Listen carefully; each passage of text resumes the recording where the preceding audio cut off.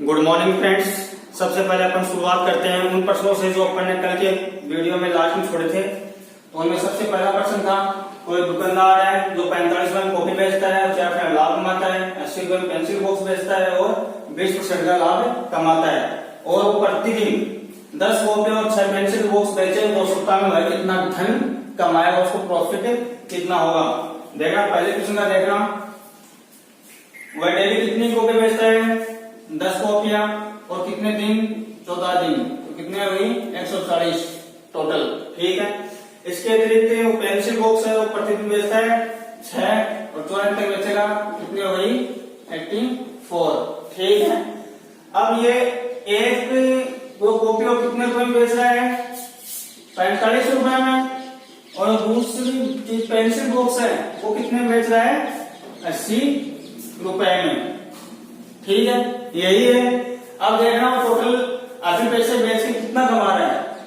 ठीक है, देखना 0 70 7 56 6300 रुपए लेगा वो कॉपियों से।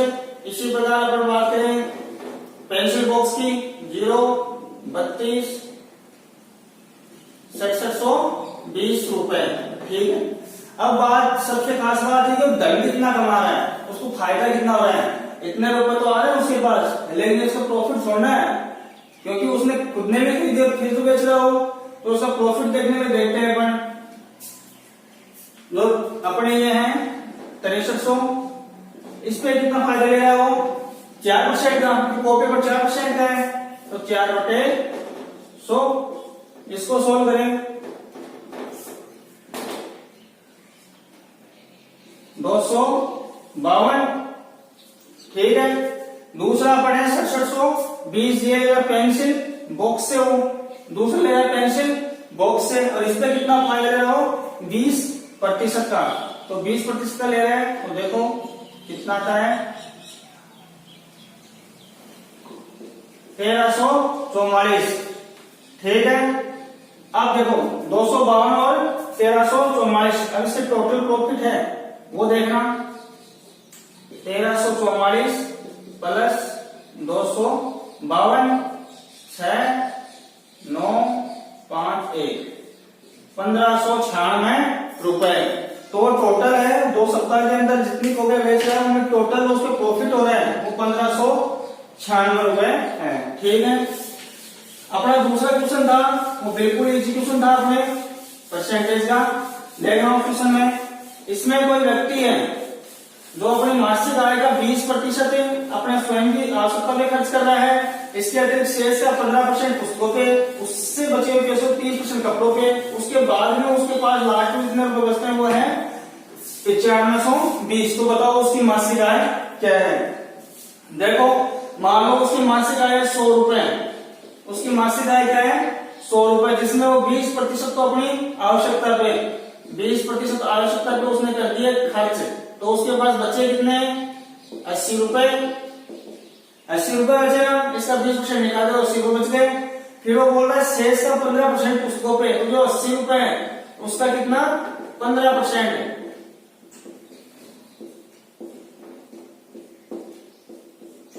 मतलब 12 रुपए। वो 12 रुपए किस पे खर्च कर रहा है, पुस्तकों पे, 12 रुपए इस पे खर्च कर रहा है, तो फिर उसके कितने रुपए बचे उसके पास जेब में, अब 68 रुपए बचे हुए हैं। उसके बाद कह रहा है कि वो उसके पास शेष बचे हैं उसके 30% कपड़ों पे खर्च कर रहा है, तो इसका 30% देख लेते हैं। 68 का 30%, देखो 8 24 2 6 18 2 20 और बटे 10 तो 20.4, ये 20.4 वो खर्च कर रहा है, 20.4 खर्च कर रहा है, उसके पैसे थे 68 रुपए। ठीक है। अब उसके पास कितने बचेंगे, तो 68 माइनस 20.4। ठीक है। तो उसके पास कितने बचे 47.6। ठीक। अब ये बोल रहा है कि इसके बाद में उसके पास कितने रुपए बच रहे हैं, 9520, जबकि अपन को पता है कि उसके पास तो 47.6 रुपए ही बचे हुए हैं। लेकिन अपन देखें तो अपन ने कहां से निकाले हैं, अपन ने 100 माने थे, तो 47.6 किसके बराबर है, 95 20 के बराबर है, तो अपन देखेंगे तो 95 है, ये कितने की वैल्यू है 47.6 की, और परसेंट के लिए 100, इसका ये हटा देंगे, यहाँ पे आएगा 100। ठीक है, इससे देखेंगे ये कितनी बार जाएगा, 2 बार, ये 0 गुणा के कितना आया 20,000 रुपए। ठीक है दोस्तों, इसमें और भी क्वेश्चन आते हैं, जैसे इसके अंदर मासिक आय देते हैं उसकी वार्षिक आय पूछते हैं तो इसको 12 से गुणा कर देंगे, या वार्षिक आय देते मासिक आय पूछते हैं तो उसको 12 से डिवाइड कर देंगे। ठीक है, ये थे अपने कल के 2 क्वेश्चन।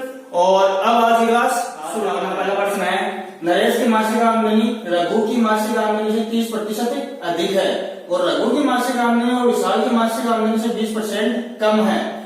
यदि नरेश और विशाल की आमदनी मासिक आमदनी का अंतर 800 रुपए, तो बताओ तीनों की आय क्या है। देखो इसमें 3 व्यक्ति हैं, एक अपने नरेश है, इसके अलावा रघु है और तीसरा अपना विशाल है। ठीक है, ये 3 व्यक्ति हैं। ये कह रहा है रघु की मासिक आमदनी से 30% इसकी अधिक है, लेकिन अपन स्टार्ट जैसे करेंगे हमेशा ये अपने पास समान चलेगा। क्यों करेंगे जैसे, क्योंकि तभी एक का अगर सबसे जिसकी ज्यादा है कम है उससे जिससे इसकी तुलना हो रही है सबसे पहले उसी का मानते हैं, फिर तीनों की या चारों की निकालते हैं। तो मानते हैं विशाल की मासिक आय वो 100 रुपए है। ठीक है, अब क्या है, विशाल की मासिक जो ये रघु है इसकी क्या है, विशाल की मासिक आमदनी से 20% कम, तो इसके 100 है तो 20% कम का मतलब इसकी कितनी हो गई 80। अब ये स्टार्टिंग में बोल रहा है कि जो नरेश की मासिक आय और रघु से 30% अधिक है, इसे 30% अधिक है, तो देख लेंगे 30% अधिक क्या होता है, ऐसे निकालेंगे, क्या आ गया 104, तो इसकी मासिक आमदनी हुई 104। अब देखते हैं ये बोल रहा है यदि नरेश और विशाल की आमदनी के अंदर 800 रुपए, नरेश और विशाल इन दोनों की आमदनी का अंतर दे रहा 800 रुपए, जबकि हमको ये बोल रहे हैं कि इनकी जो मासिक आमदनी है उसका अंतर मात्र और मात्र कितना है 4 रुपए का, है ना, 4 रुपए का। अब देखो ये वही बात आ गई अपनी, दोनों अंतर ही है, ये पर्सन वाला जो रुपए में दे रहा वो है, जबकि ये जो ऊपर निकाले वो है 4 रुपए। ठीक है, तो ये जो 800 है कितने की वैल्यू है 4 की, तो एक की वैल्यू क्या होगी 200, एक बार की वैल्यू क्या होगी 200। तो प्रत्येक की आमदनी निकालनी है तो प्रत्येक को जितना उनका अनुपात है उससे गुणा कर देंगे। जैसे विशाल की आएगी यहाँ पे 20,000, इसके अलावा इसकी देखें तो 2 से कर दो 16,000, इसके अलावा इसकी देखें तो इसको देख लो 20,800 रुपए। ठीक है, अनुपात निकाल के इनका जो अंतर दिया हुआ है वो अपने अंतर के बराबर करके फिर प्रत्येक का उसमें हिस्सा निकाल सकते हैं। ठीक है, अब देखो इसके अलावा एक आगे क्वेश्चन है, ये बिल्कुल इजी क्वेश्चन है और काफी बार एग्जाम में आया भी है। किसी भी वस्तु का किसी घर के पर्सन में घर दिया हुआ है, किसी घर का वर्तमान मूल्य है वो कितना है 30,000 रुपए, कितना है 30,000 रुपए। अब वो बोल रहे हैं वो प्रतिवर्ष उसके मूल्य में 10% की वृद्धि हो रही है, 10% की वृद्धि हो रही है, तो बोल रहा है 3 वर्ष के बाद उसकी क्या होगी। तो ऐसे प्रश्नों में अपने को डायरेक्ट क्या करना है, देखो अगर अपने को प्रारंभिक मूल्य दिया हुआ है और आपको अंतिम मूल्य पूछे तो डायरेक्ट उसका परसेंट निकालेंगे। 10% की वृद्धि हो रही है 1 साल के लिए, ये लो 2 साल के लिए, ये लो 3 साल के लिए, फिर से ठीक है, और फिर 4 साल उसको एक बार और। ठीक, अब इसको सोल्व करते हैं अपन।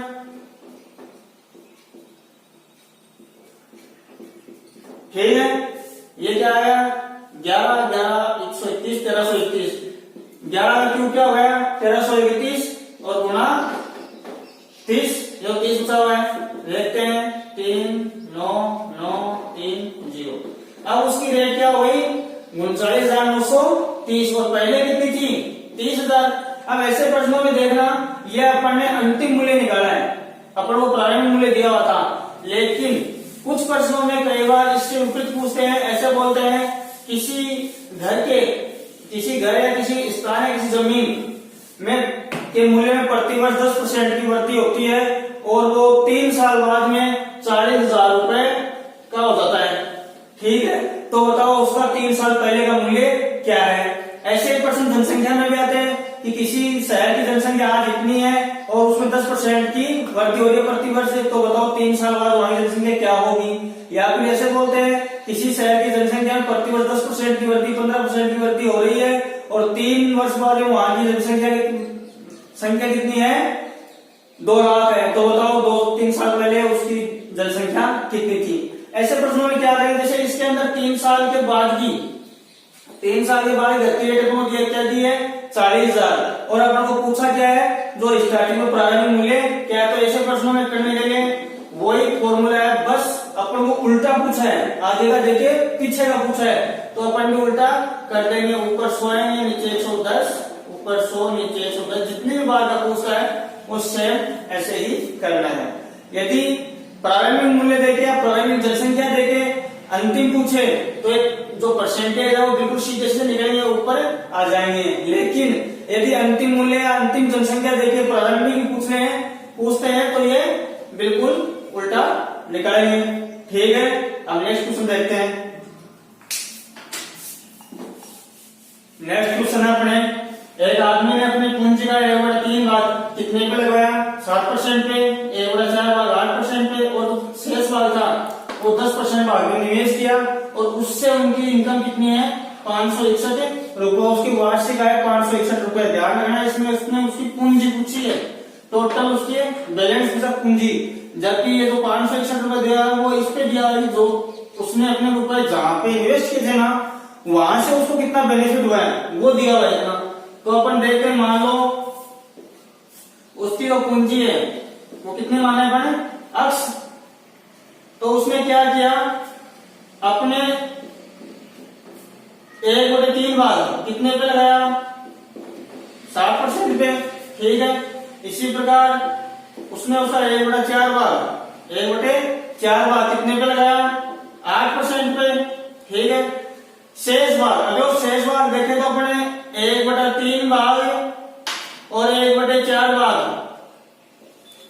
ये है, देखेंगे तो कितना आएगा 12, 4, 3, 7/12, 7/12 भाग उसने खर्च कर दिया है। उसके बाद बचा कितना है देखना, 1 - 7/12, एलसीएम कितना है 12, 12 में 7 गए, 12 - 7 = 5/12।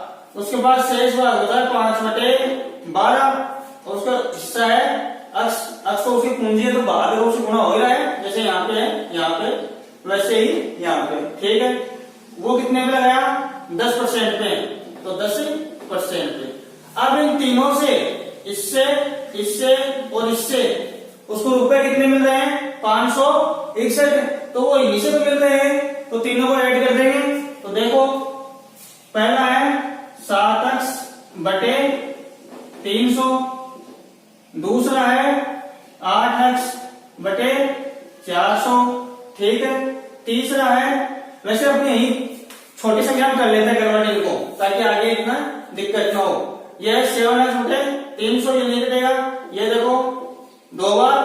ठीक है, 2 ये कितना हो गया 2x/100, इसको देखेंगे ये 0 से नहीं 0 रखेंगे अपन ताकि सब में कॉमन आसान से रहे, ये 6 और ये 5, तो ये हो गया 25x/600। ठीक है, अब देखो अपन प्रत्येक वही संख्या लिखते हैं। पहले था 7x/300 प्लस इसके अंदर क्या होगा 4 2x/100, 2x/100 प्लस इसके अंदर क्या होगा 25x/600। इन सब का योग क्या दे रखा है अपन को, जो उसकी आय हो रही है वो कितनी हो रही है 561 रुपए। ठीक है, अब इनका एलसीएम लेते हैं, एलसीएम आ गया इसका 600, यहां गया तो यहां आया 14x प्लस यहां देखें तो 12x प्लस यहां देखें तो 25x = 561। ठीक है, आगे सोल्व करते हैं।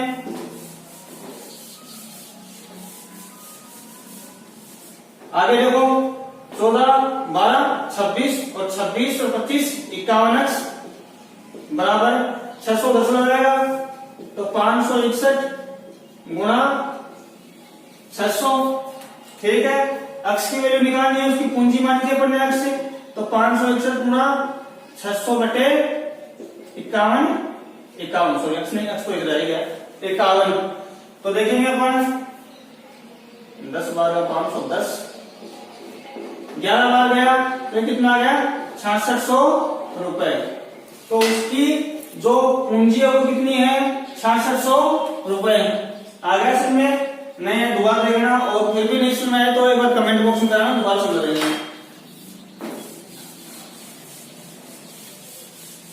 नेक्स्ट क्वेश्चन देखो, इसमें नेक्स्ट क्वेश्चन दिया हुआ है कि तीन गेंद है, 1 सेंटीमीटर 2 सेंटीमीटर 3 सेंटीमीटर उसके अर्धव्यास है, और वो 3 गोलाकार ठोस गेंदों को पिघला गया, एक बड़ी गोलाकार गेंद नहीं है, और इस प्रक्रिया में उनका 25% मटेरियल नष्ट हो गया। तो बताओ जो नई गेंद बनी है उसका अर्धव्यास क्या है? अर्धव्यास मतलब त्रिज्या क्या है? देखो 3 गेंदें हैं, 1 सेंटीमीटर 2 सेंटीमीटर और 3 सेंटीमीटर। ठीक है, अब ठोस गोलाकार गेंद है, ठोस गोलाकार गेंद है, उसका आयतन क्या होता है 4/3 पाई आर क्यूब। ठीक है, तो तीनों गेंदों को मिला देते हैं इसे। देखो आयतन होता है 4/3 पाई आर क्यूब। अब तीनों गेंदों को एक जगह मिलाना है तो मिला देते हैं, 4/3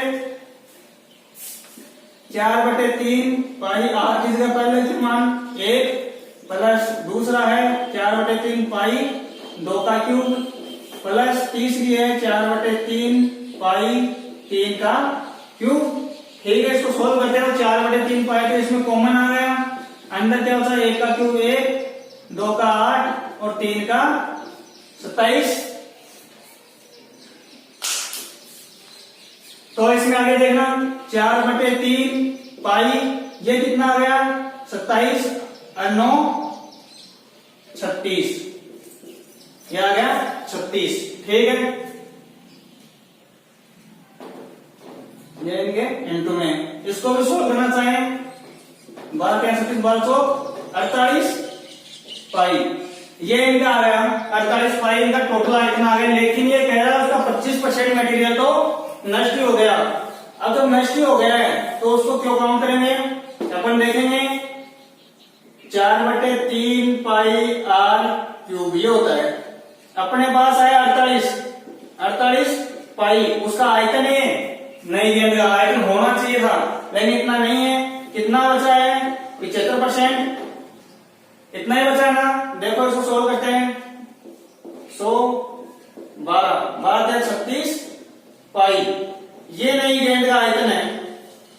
ठीक है ना, नई गेंद का आयतन ऐसे है क्योंकि उसका होना चाहिए इतना था, लेकिन इतना नहीं हुआ। क्यों नहीं हुआ?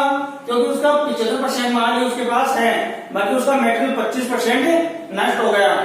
आगे देखना, अब अपने पास उसका आयतन आ गया है। आयतन क्या होता है 4/3 पाई आर क्यूब। ये आर बड़ा इसलिए लिया है क्योंकि ये बड़ी वाली गेंद का है, और वो कितना आ रहा है 36 पाई। अपन को आर की वैल्यू चाहिए, तो आर क्यूब बराबर 36 पाई गुणा ये ऊपर 3/4 पाई, सॉरी पाई नीचे आएगा पाई। ठीक है, सोल्व करते हैं, पाई से पाई 4 से ये गया 9 9 3 27, ये आर क्यूब की वैल्यू है।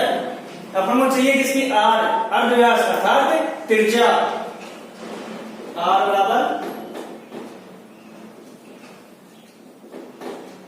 1/3। ठीक है, तो आर का मान कितना आएगा 3। 1/3 का मतलब करनी पे अपना 3 लगाया, मतलब इसका घनमूल करना है। तो आर की वैल्यू, आर क्यूब की वैल्यू 27 है, तो आर की वैल्यू कितनी आई 3। ठीक है, ये थे आज की क्वेश्चन। जो समझ नहीं आ रहा है वो कमेंट बॉक्स में।